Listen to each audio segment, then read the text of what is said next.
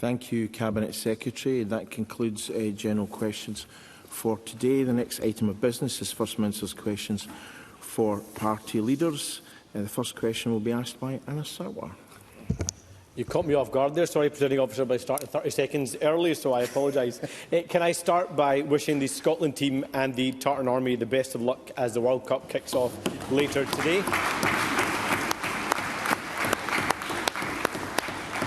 I'm sure the one thing that unites us all in this chamber is our support for Steve Clarke and the Scotland team. And, Presiding Officer, speaking of unity, I, like many, was horrified and angered by the knife attack in Belfast. Justice must be done and lessons must be learnt. But there is never any justification for that to turn into violence, racism and disorder on our streets. Those being intimidated on our streets or in our places of worship, whether that be a mosque, a synagogue or any other faith centre, must hear loudly and clearly from us all that this is not who we are, those who seek to divide us do not speak for us, and that Scotland belongs to us all.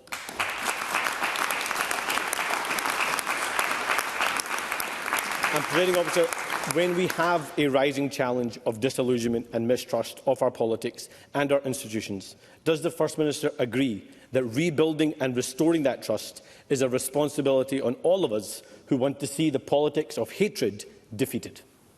First Minister. Professor, let me begin first of all on the question of the World Cup, and I associate myself directly with the comments that Mr Sarwar has made. I look forward enormously later on after question time to travelling to Boston to support Scotland in Boston on Saturday evening, and I extend my warmest wishes to Steve Clarke, to Andy Robertson and to the whole of the Scotland men's team who have done Scotland proud in getting to the World Cup, and we look forward enormously to their success. To contribute to the occasion, I decided to wear my No Scotland, No Party tie to First Minister's question time today, so hopefully that will bring some good cheer to the team at the weekend. On the serious issue that Mr Sarwar raises about disorder, I agree 100% with what he said. There is a rising tide of the spread of hateful rhetoric in our society, and it is inciting people to behave in a reckless and aggressive and thuggish fashion in our society. This is a peaceful country. Scotland is a welcoming country, and I will exercise the leadership, as I know Mr Sarwar will do, to make sure that Scotland always remains a tolerant, welcoming and inclusive country. Question 2, Anna Sarwar.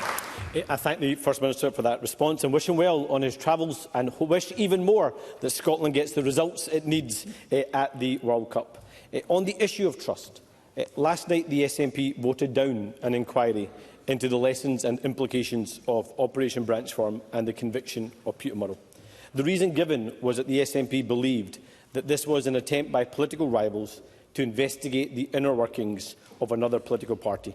As I made clear yesterday, that is not my intention. The crimes of Peter Murrell are for Peter Murrell, but there are issues raised that go beyond the internal workings of the SNP. There are legitimate questions for Police Scotland, the Crown Office, the Lord Advocate, the Electoral Commission, HMRC and others like the Scottish Legal Aid Board on why a wealthy man who owns property abroad and says he has the means to immediately pay back £400,000 had access to legal aid. Scots demand answers to these valid questions. So John Swinney says he wants to avoid an inquiry into the inner workings of the SNP. I agree. So will he work cross-party to agree the terms of reference, the scope and remit of any parliamentary inquiry before supporting any such inquiry? First Minister.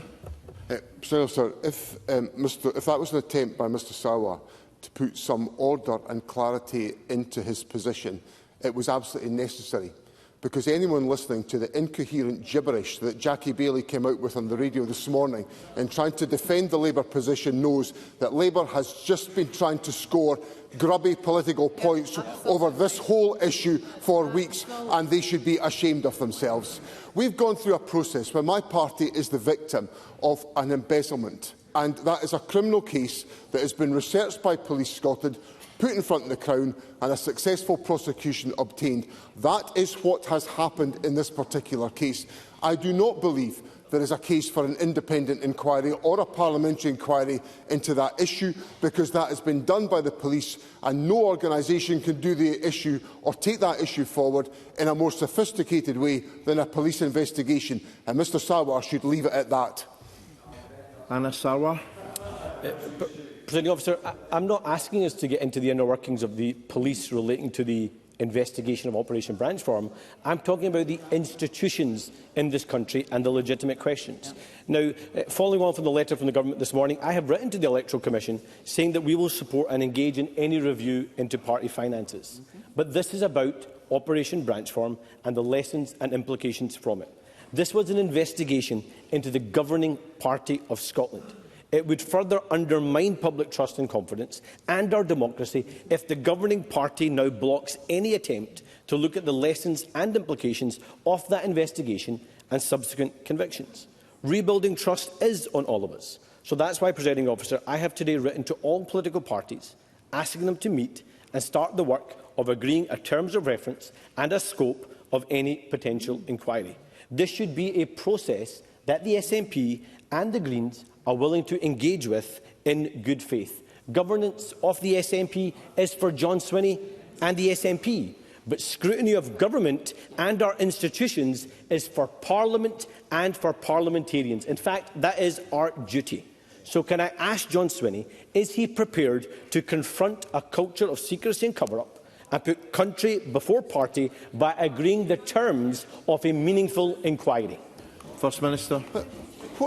What does Mr Sarwar think we're engaged in just now? This is scrutiny. I'm here to answer questions twice a week in front of Parliament, as are all of my ministers on a regular basis, to have government under scrutiny.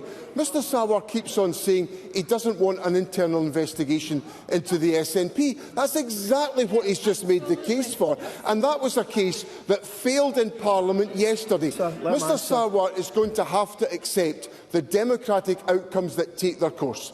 The first one he's going to have to accept is that Parliament rejected the arguments that Mr Sarwar is putting forward yesterday. First Minister, if you're asking a question, do the courtesy of the First Minister in the Chamber of letting him answer the question that you yourself have asked. Thank you.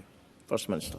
Presiding Officer, Mr Sarwar is setting out an argument which is about examining a case which Parliament rejected yesterday democratically. That was what Parliament decided.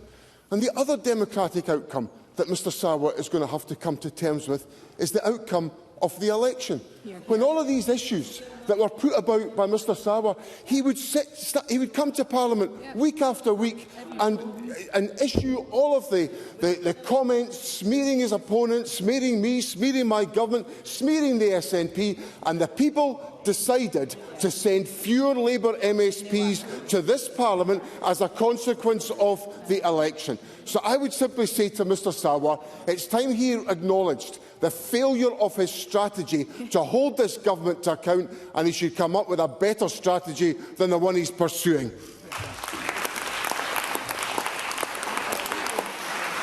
Malcolm Offord. Let me start by adding my best wishes and sending our best of luck to the Scotland team in America. Let's hope they get to the last 16 for the first time since 1974. So, in PMQs, Reform Scotland will continue to focus on the issues that matter most to voters in Scotland, which are that energy costs are too high, taxes are too high and immigration is too high. Therefore, at this, my third FMQs, I wish to focus on immigration. I would remind you that immigration is a reserved matter and not under the remit of the First Minister. There is a specific Scottish matter I want to raise in relation to immigration, which is going to explain now.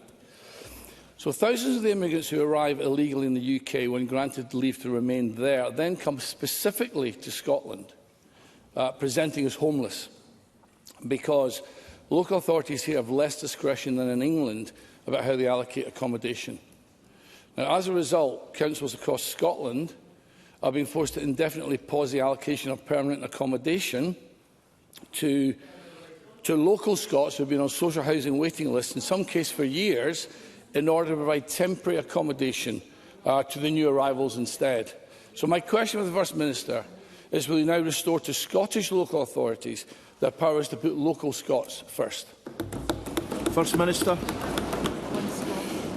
President, I think Mr Offord is under a misconception about the local connection rules, because the local connection rules that were changed by this government in 2022 did not change local connection rules for refugee households. The local connection rules in relation to refugee households have been in place for, I would think, in excess of 20 years in the current context. So Mr Offord is just fundamentally wrong in the point that he puts to me. But there is a deeper point that is exposed by the question that Mr Offord puts to me. And that is that Mr Offord is trying to pursue an issue on immigration at the same time as his party is associated with the stirring up of hatred within our society.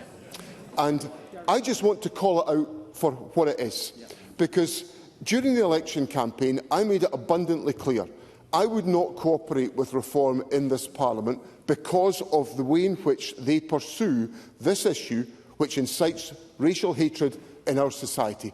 I'm glad I took that stance in the election, and I'm determined to sustain it during this Parliament. Malcolm Offord.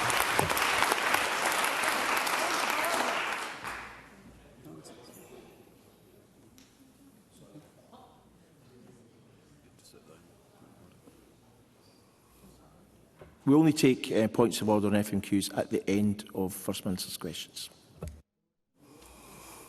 Thank you, Presiding Officer. So, the First Minister has not answered my question, and instead he's thrown false accusations at my party.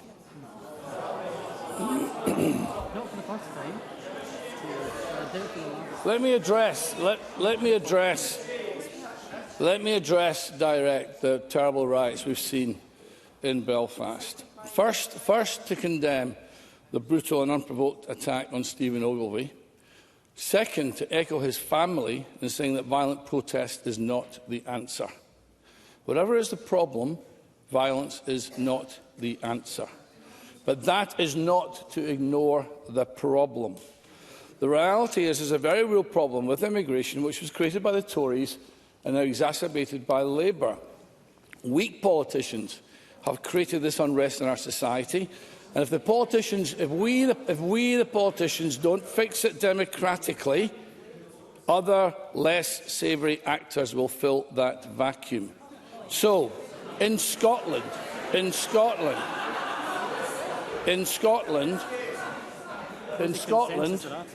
will the First Minister now take immediate action to restore the priority need for local Scots, for scarce housing resources, to give priority to local Scots ahead of strangers? First Minister. I'd simply point out to Malcolm Offord in relation to his question that the problem that was created by the Conservatives, in his words, was by a Conservative party of which he was a member and a serving government minister. So it stretches incredulity for Mr Offord to come here and present himself as some form of a solution to a problem that he allegedly, in his own words, created in the first place. Now, I want to explore some of the comments that Mr Offord has said to me about the issues around about protest, because I fear that the issues around less savoury characters are not too far from home. On Tuesday, there was disorder in the streets of Scotland, and particularly in the city of Glasgow, which I unreservedly condemn, and I condemned it yesterday. At the same time as I was condemning it, Thomas Kerr, sitting beside Mr Offord, was saying to people that it was important that people went out and protested last night. At the same time, I was making it abundantly clear that nobody in the current context, although they've got democratic rights, nobody should be out protesting last night, given the climate that we're in. That was my advice, for people not to protest. Mr Kerr said people should get out and protest. And what happened last night? Well, in Greenock, a town very close to Mr Offord's heart, I know that, Police officers were attacked. 2 officers sustained minor injuries and damage was caused to police vehicles as the police were simply doing their duty of protecting the citizens of our country, and Mr Offord should condemn his colleague Thomas Kerr right now.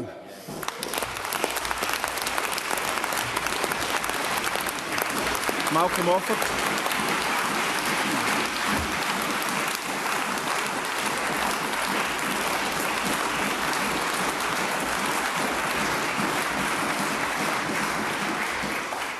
Let Mr Offord speak. Presiding Officer, let me say once again, unequivocally, that we condemn violence. Violence is not the way to protest, but protest is a valid mechanism to make one's views heard in frustration. Thomas Kerr was very, very clear yesterday in the interviews he gave that there was no line to cross into violence, but a right to protest remains valid. And Thomas Kerr says this as a local Glaswegian. And we know, for example, the FOI in the Times recently showed that Glasgow has become home to 20 refugees per week in the last year, with the vast majority being fighting-age men from undisclosed, with undisclosed. Excuse me, let him finish. Presiding Officer, with undisclosed nationality, and that is unsustainable. We all agree that sensibly. But it's sadly not surprising, because it was the First Minister who was wearing a T-shirt saying, "I welcome refugees," while advocating open borders. First Minister, we can't have this. These are the consequences. We're asking you to reapply local connection rules, which you can do, to help alleviate the pressures on this big issue, social housing. It will rebalance the system once again to put our own people first.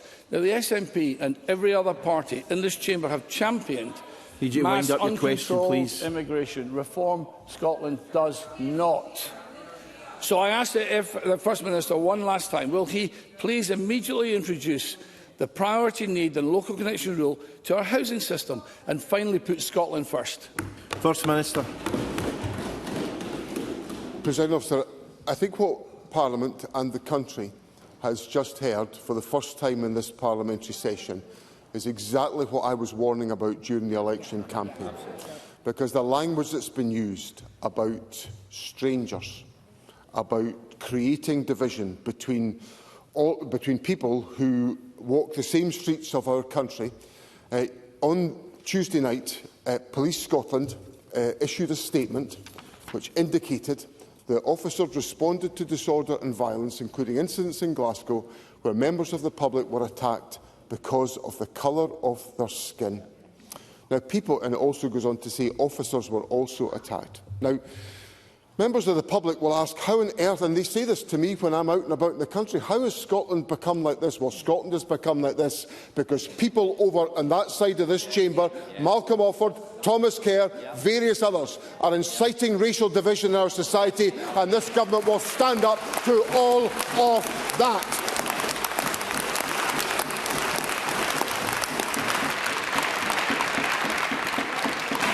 Okay, members, thank you. Settle down.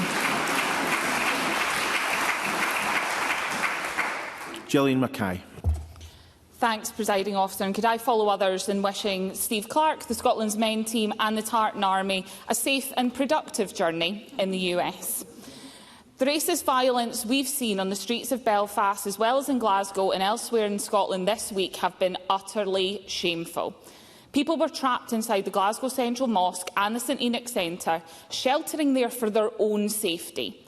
Others were attacked in the street because of the colour of their skin, while mobs shouted, "Send them home," at children because they weren't white.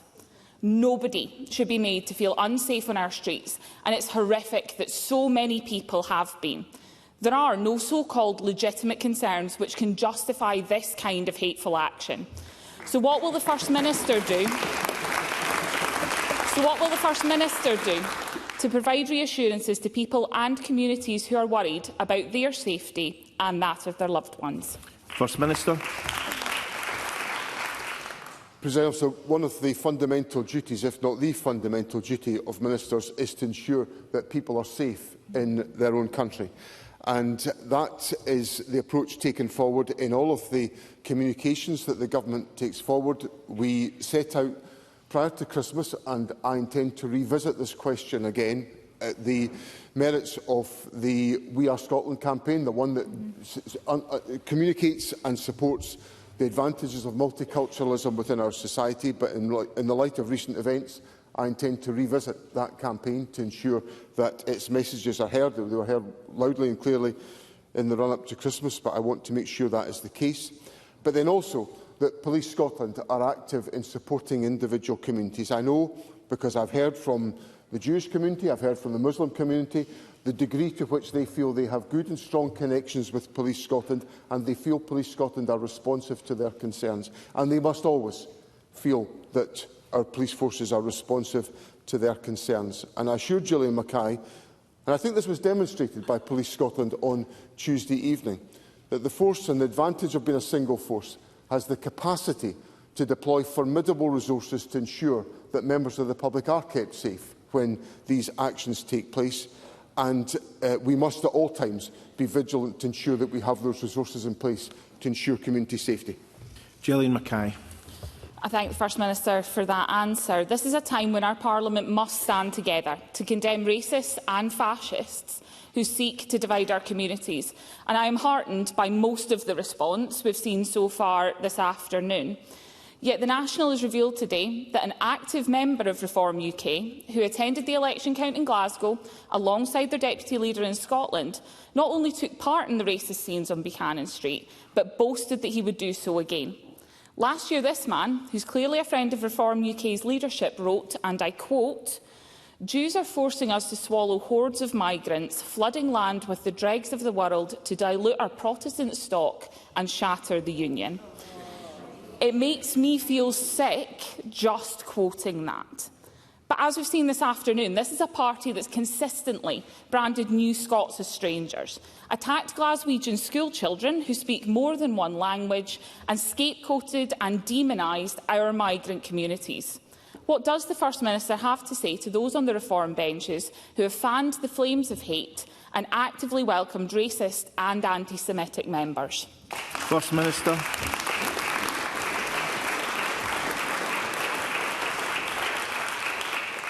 Presidents, I have seen the comments to which Gillian Mackay refers, and I'm horrified by their contents. I think they are the worst of the communication in our society in the demonising of individuals. And as I have made clear in my response already to Malcolm Offord, I deplore the way in which Reform is stirring up this division within our society, their association with individuals that are creating that division and who are also involved, it appears from what I've read in the newspapers today, the disorder that we have seen on the streets of our country is no place for democratic politicians to be associated with.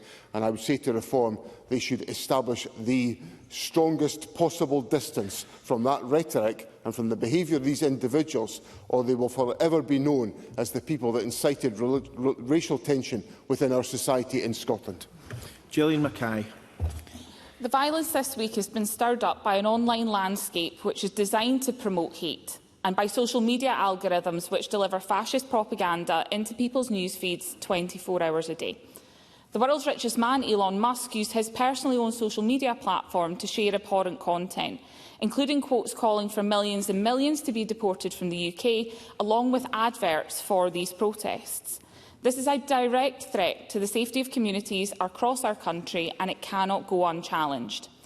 Online regulation is largely reserved to Westminster, but there is one area this Parliament does have control over. So will the First Minister work with the Scottish Greens to class social media platforms as publishers when the content they show you is the result of their algorithm rather than your choices as a user? That way we can finally start to take action on hateful and misleading online content. First Minister. I'm very happy to cooperate with the Scottish Green Party and other colleagues in Parliament who wish to tackle some of the online harm that is being propagated to individuals in our society. I've seen some of the messages that have been communicated by Elon Musk, promoting messages circulated by Tommy Robinson, encouraging people to take part in demonstrations in our country. It is absolutely abhorrent. And there needs to be the toughest regulatory regime in place. As Gillian Mackay says, The overwhelming majority of that is reserved to the United Kingdom Government, and we've had ongoing productive discussions with the UK Government as they wrestle with how to handle the expansion of social media and to have the correct regulatory environment in place. But if there are measures that we can take in this Parliament, then I assure Gillian Mackay of the appetite and the enthusiasm of the Government to make sure that we can take whatever steps are available to us to do exactly that. Russell Findlay. Thank you, President Officer. Before I start, I also want to say, come on Scotland, and let's at least get into the next round out the group stages. And I also want to wholeheartedly, on behalf of my party, condemn the ugly scenes that we saw in the streets of my home city of Glasgow. Now, John Swinney has blocked a parliamentary inquiry into the SNP crime scandal. He doesn't want to know if Peter Murrow stole taxpayers' money, the terms of his plea deal, or why Nicola Sturgeon wasn't prosecuted. A lady called Margaret Killer joined the SNP in the 1950s, and she donated money to the party for years. And when she died aged 84, she left them £20,000. Peter Murrow told Margaret's solicitor to deal only with him, not the party treasurer.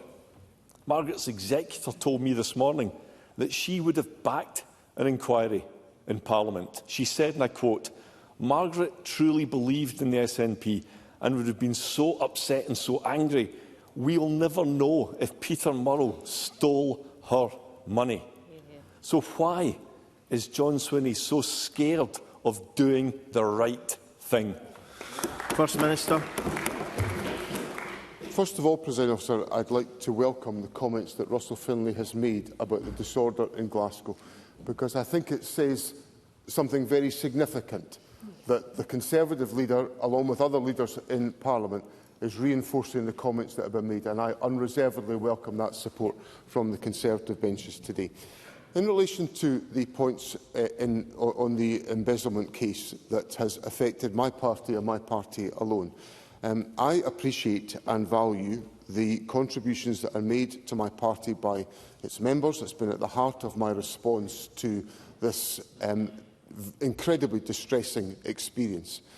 And that is why I am taking action, and if the Presiding Officer will forgive me, this is out with my responsibilities as First Minister, but they are part of my responsibilities as the principal trustee of the Scottish National Party to make sure that the losses that we have experienced are repaid.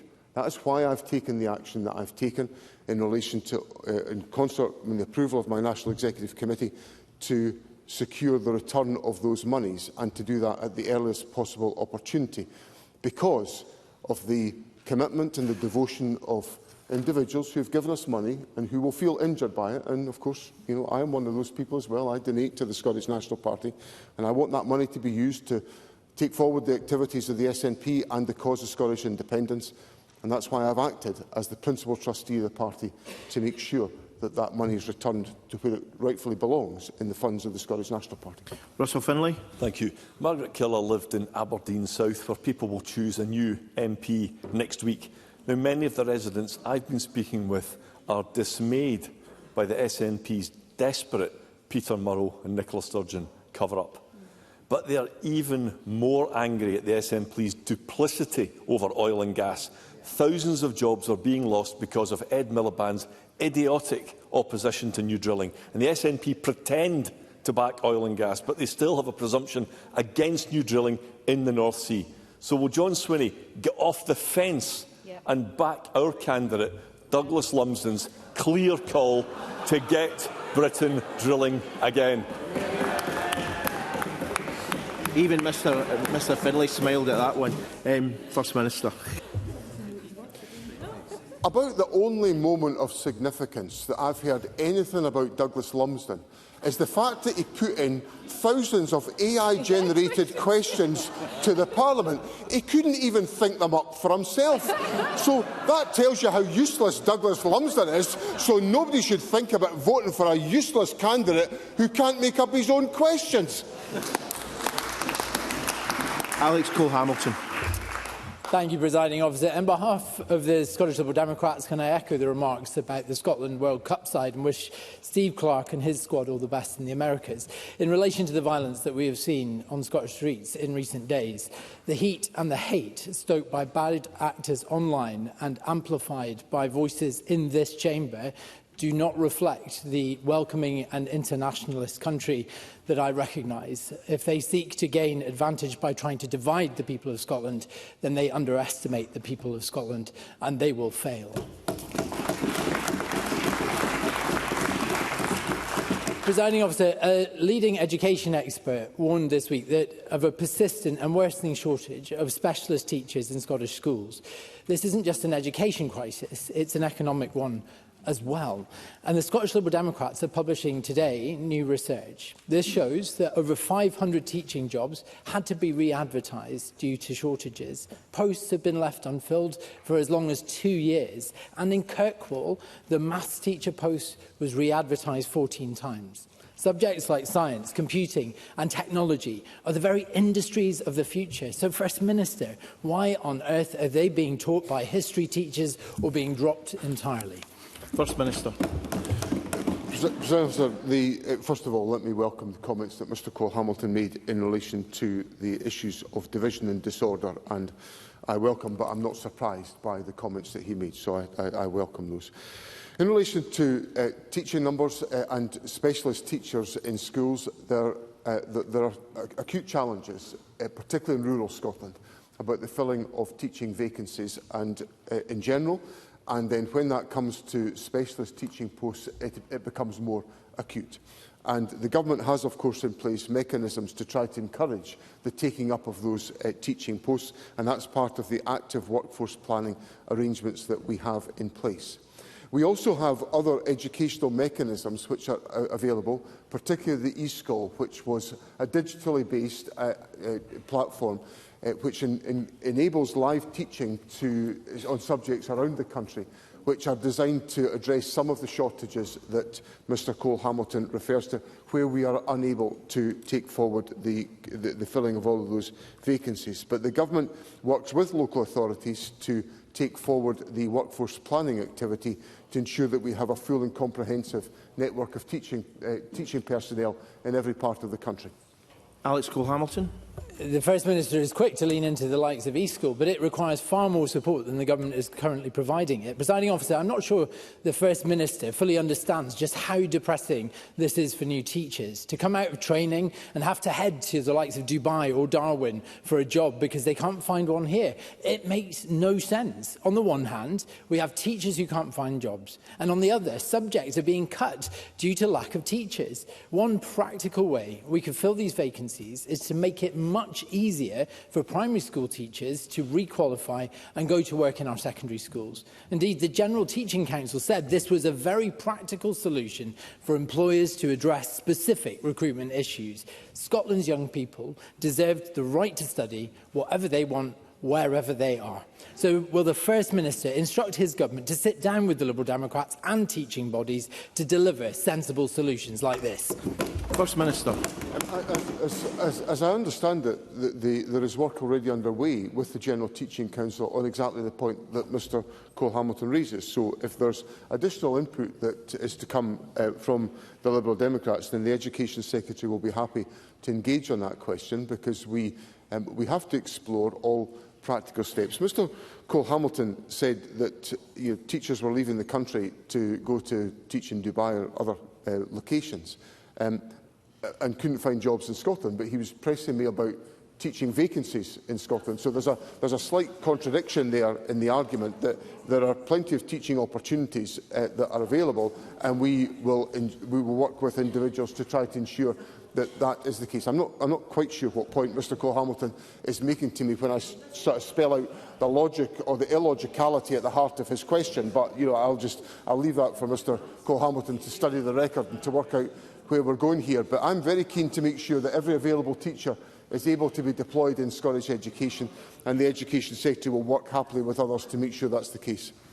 Thank you, First Minister. That concludes First Minister's questions. I have to say I was disappointed by the lack of ambition in terms of Scotland's World Cup campaign. Last 16, last 32. Come on, everyone. Point of order, Helen McDade. Sorry, I didn't hear you. Under Standing Order 7.3, I'm learning. So the last time I learned I need to know the Standing Order. This time I learn I need to wait to the end of First Minister's questions. Thank you, Presiding Officer. Under orderly manner and should not conduct themselves in a manner which would constitute a criminal offence. The First Minister believes that saying the word strangers institutes violence. So what does he think the word racist aimed at me does to my risk? And I think it increases the risk I am at as a public figure. And so I am asking the presiding officer to rule on the word racist in this Parliament, or ask the First Minister, who's known me for 20 years, to say to my face he thinks I'm a racist. I'm not aware of the First Minister being specific to any individual, but that's a point of argument, not a point of order. Members are responsible for their own contributions to the Chamber. Excuse me, don't. When I'm speaking, don't heckle when I'm answering. It's not actually a point of procedure, which is actually what a point of order should be. It's a point of argument, not a point of procedure. And as I've already said, that concludes First Minister's questions. We now move to the next item, which is a statement by Angela Constance on improving maternity services across Scotland. The Cabinet Secretary will take questions at the end of her statement, and there will be no interventions or interruptions. We have a 2-minute break to enable a changeover of the front benches.